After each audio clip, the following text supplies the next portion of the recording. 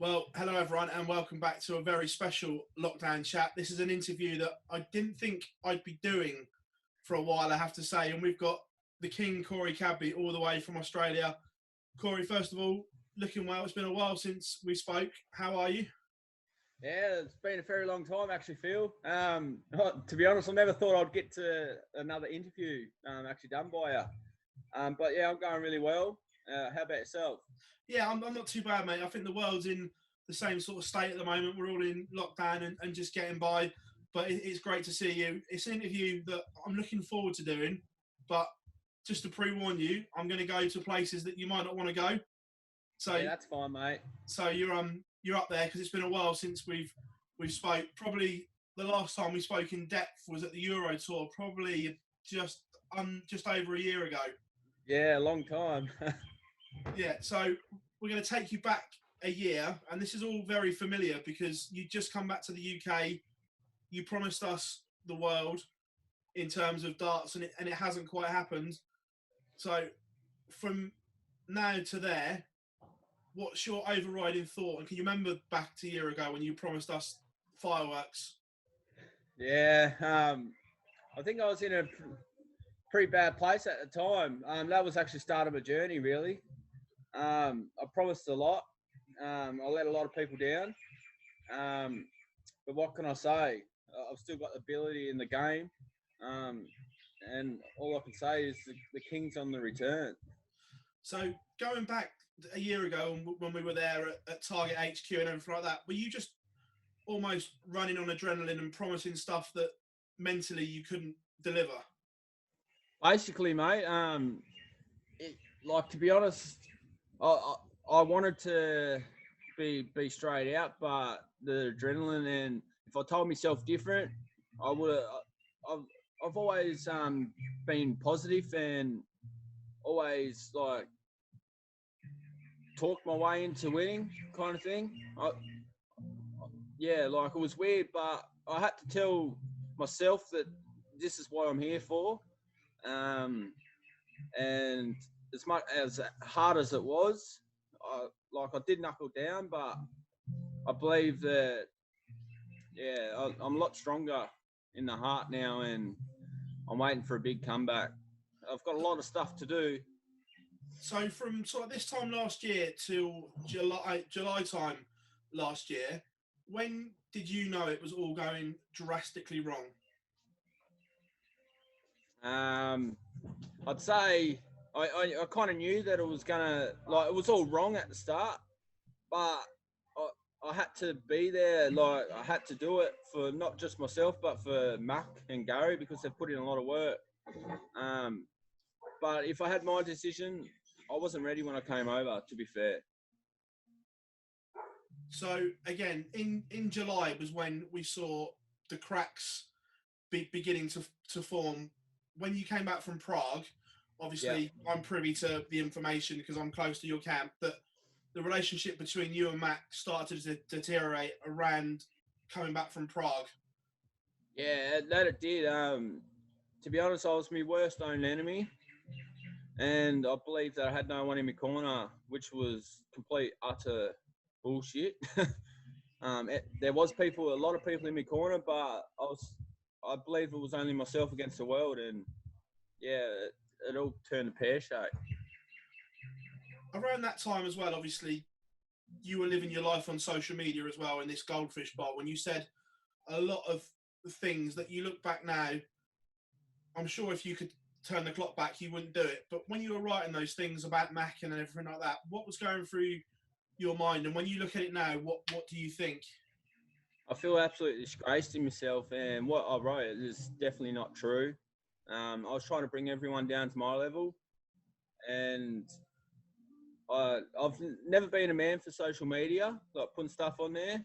And at this hard time, that's what I depended on. And I try to let the world get to, I don't know, look, I shouldn't have, Max never done something like that. Max never betrayed me, nothing like that. I do not know why I actually put it up.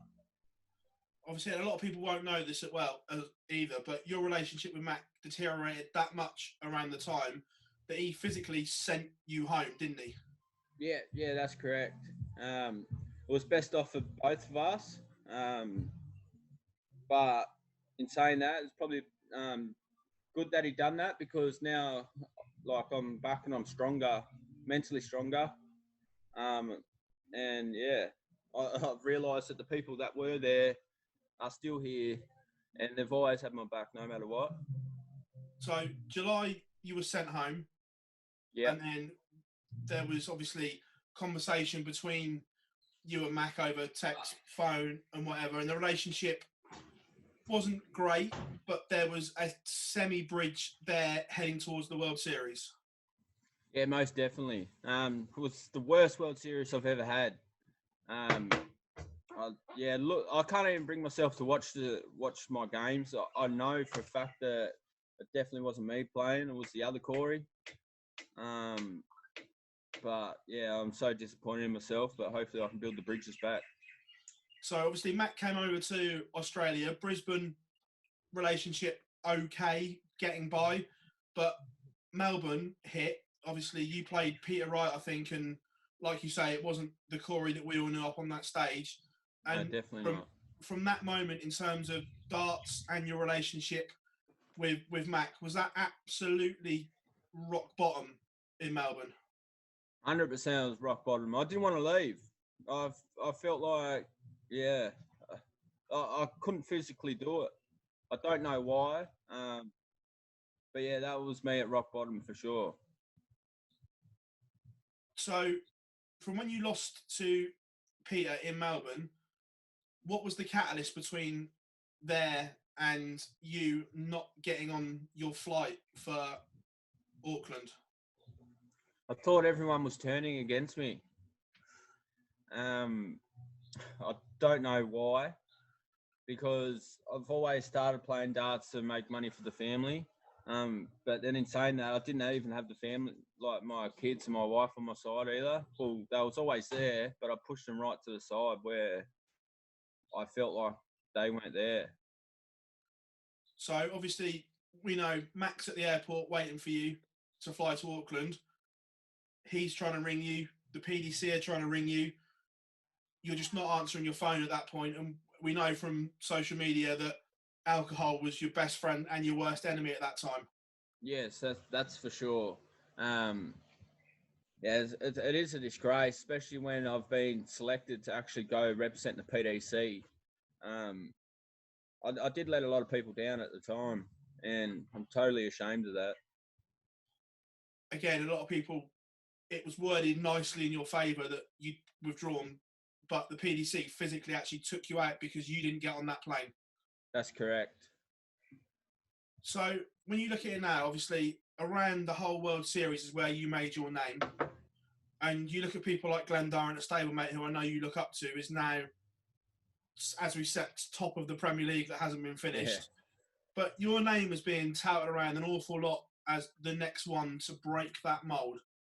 And then you go and do that on the biggest darting stage of them all.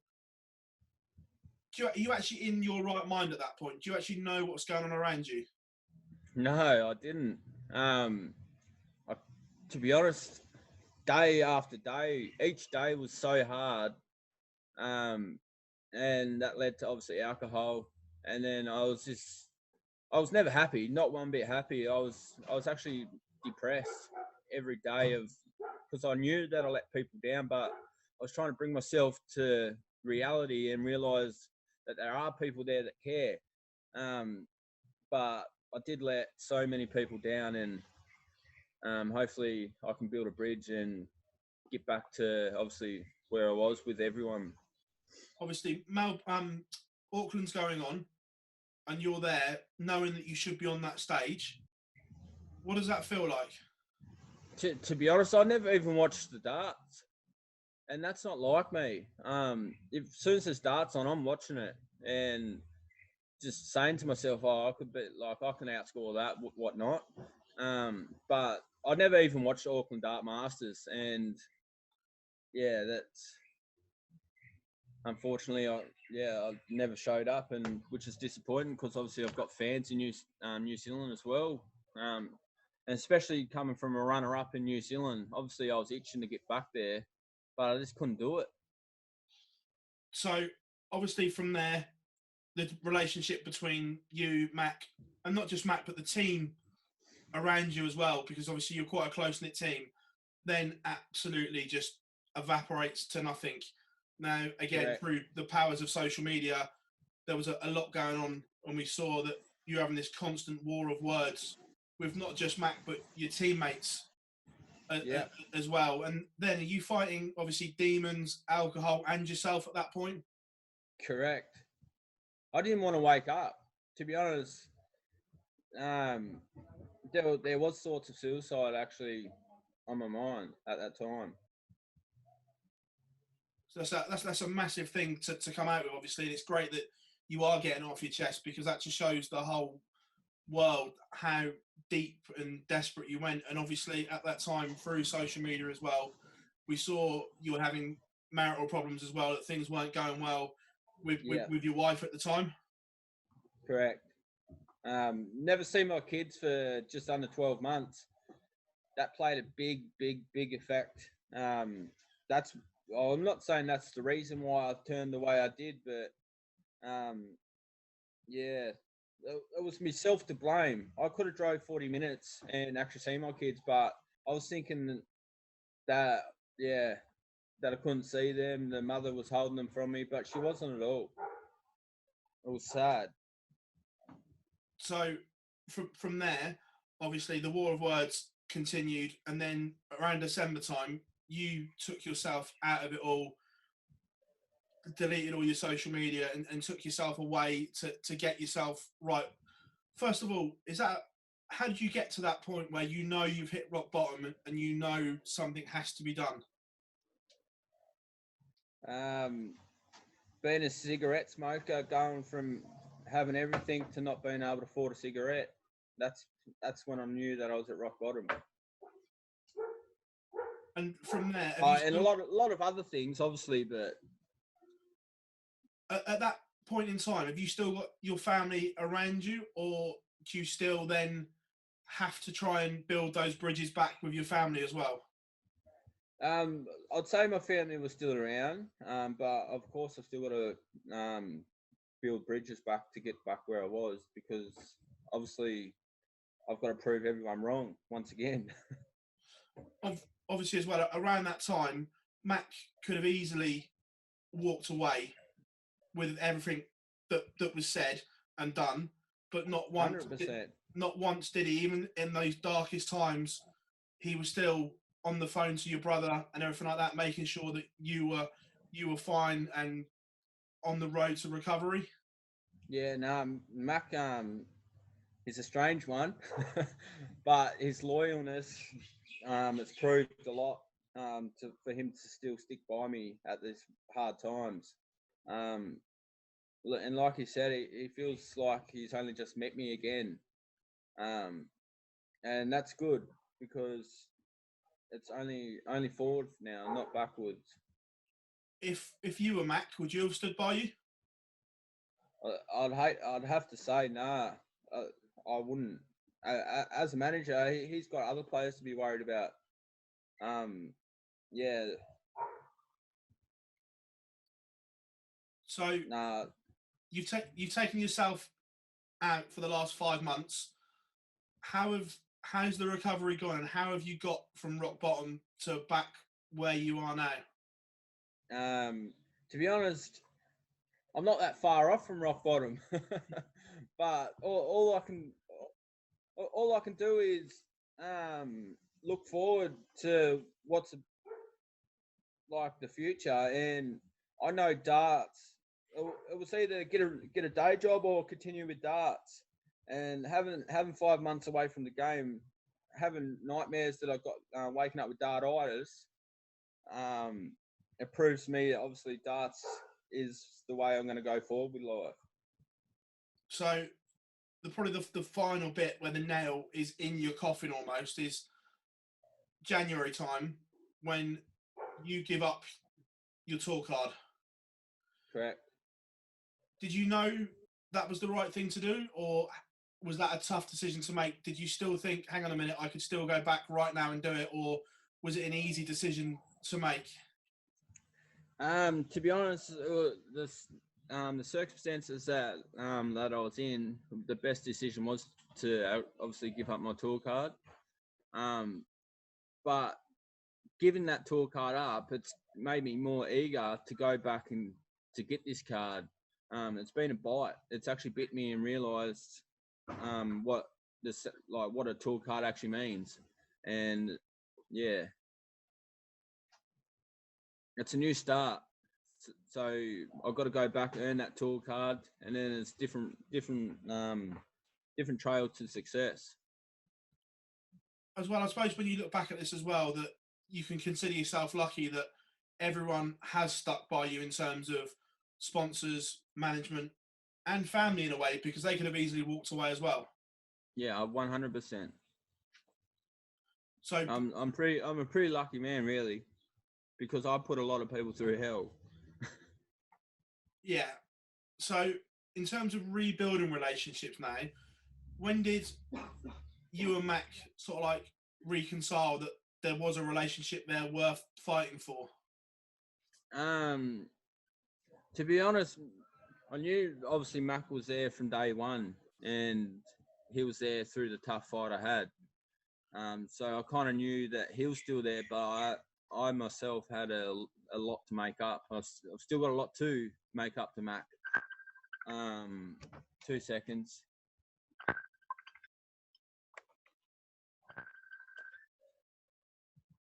Sorry about that, mate. That's all right, mate.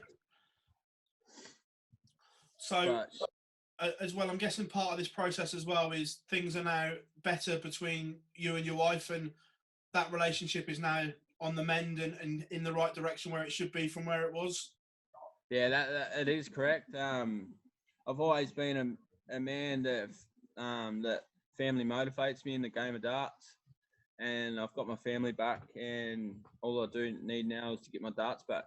And after last night's performance, I know the darts are still there, but it's still a long way to go yet. So, what are the plans moving forward? Obviously, we know there's still some way to go in your recovery. You've openly admitted that you're not there yet, but you're on the right path. So, what's the next step, and how do you stop yourself from falling back into that dark place? To be honest, it's a tricky question because I don't actually know how to answer that. I just got to stay with the good vibes and appreciate the family that's around me and go day by day. And obviously have a Mac and Gary from Target. It's a big help, and it's a motivation to not let them down again. Again, you've said it there, not let them down again, because again, they could have easily walked away as well, couldn't they, as sponsors? To be honest, I'm surprised they didn't. I don't know why they haven't, but I must be something special. So, you've obviously fallen into the trap once. Are you now ready to become that professional, that pro dart player, that role model that you have to be if you want to succeed in this sport? 110% I'm ready.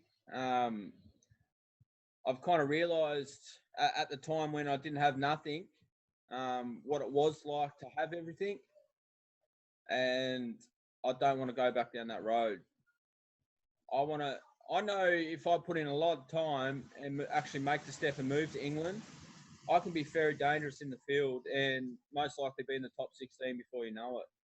I just got to get up and do that. Again, is it something you'd like to educate youngsters as well, that if you can get back on the tour properly, and is it something that you'd like to go through with these youngsters, and so they don't fall into the same traps that you did as a young darting star? To be honest, that was the main reason I wanted the interview to go, because there's obviously a lot of youngsters that actually look up to me as a role model. And I want to be able to say to them, it doesn't matter how many times you get a dark spot in your life, there's always a way. There's always ways out of it. And obviously every person's different, so there's different ways to different people. But don't let depression, anxiety, and all that to get to you, because we're stronger. We're stronger than that.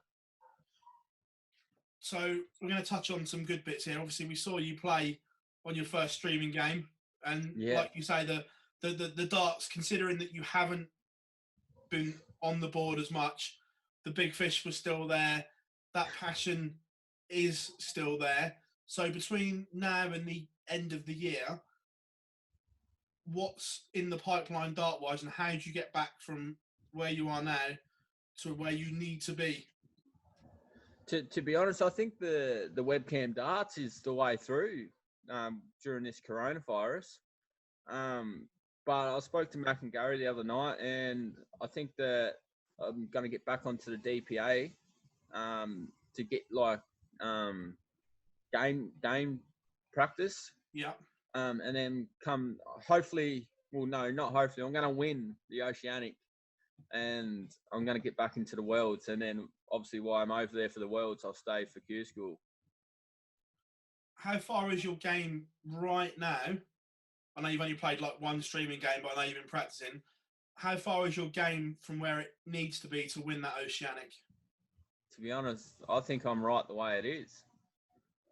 Just need to tighten up my doubling and stop having them lazy scores of 40, 41, 43, 26. And I think it's mine to lose. Do you think the rest of the darting world down under is now scared that the King is going to come back and on the DPA tour? They all say that I'm done. I'm nowhere near done. The King is back.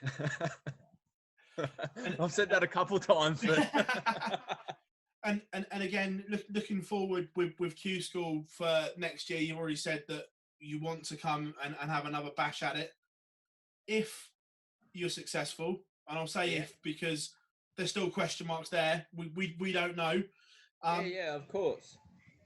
Are you now ready to make that move and commit to being a full-time dart player in the UK or Europe if you base yourself Germany way? I don't know, but certainly Europe way. Are you ready to make that move and that transition? Yeah, to be honest, I am ready, more than ready. Just hopefully the wife and kids can come across, and it'll be superb. But like, what more could a man want? And again, looking at what you need to survive on the tour and do on the tour, you've obviously already reached a major PDC final, which not many people do. And then 2 years down the line, it's all gone. It's like a Hollywood story we're writing here for a dart player, because I've never seen anything, the ultimate highs and the lows as they've been. In 2 years down the line, where do you see Corey Cadby? I'd say either winning the Premier League or winning the Worlds. I must say though, Glenn's very lucky to take my spot. and again, talking about building bridges in a good way, what bridges need to be built with a PDC, especially like after the World Series things, and have you already started them? To be honest, I think I need to give them an email to apologise, because I did put them through here. I made them look atrocious, especially not showing up to New Zealand. I made them look like they're absolute idiots. But hopefully I can come across and have another conversation with Matt Porter and the rest of the PDC crew to just say how sorry I am and just kind of give them a bit of explanation why it happened, kind of, if you know what I mean. Yeah. So last one from me. This year, what mini goals and targets have you set yourself between now and the Oceanic, in terms of, obviously we know there's a couple of more online games organised, but with lockdown, I'm guessing competitive darts in an environment is tough during the coronavirus lockdown. Yeah, to be fair, like going away for 5 months and then coming out to the real world, I've been locked down. It's strange how all of a sudden one day we all wake up and the coronavirus is shot through the world. It's scary.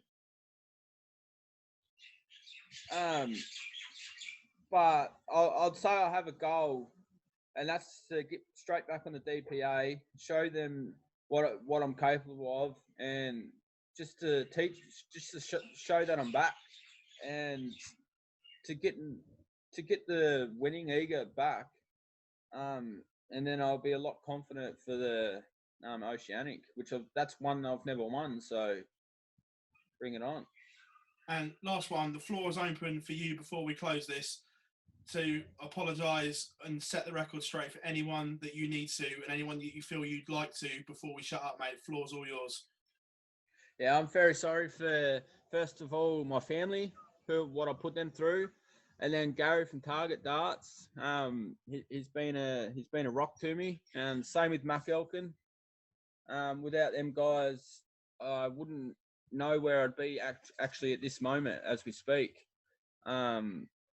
But then there's also a lot of friends as well that I put them through hell, and I'm really sorry. And what can I say? Hopefully one day we can build that bridge and be friends again. Corey. But to all the fans, I'm sorry for the person who I turned into, but I can assure you I won't go back down that path. I'm ready to win. Corey, it's an absolute pleasure talking to you on the other side of the world, mate. Thank you very much for your time, your honesty. It's been an absolute pleasure, mate. I appreciate that, mate. Just one more thing. I'm very sorry for the PDC of what I've actually put them guys through. But they say good things come to people that wait. Absolute pleasure, buddy. No, thank you, mate. I appreciate your time.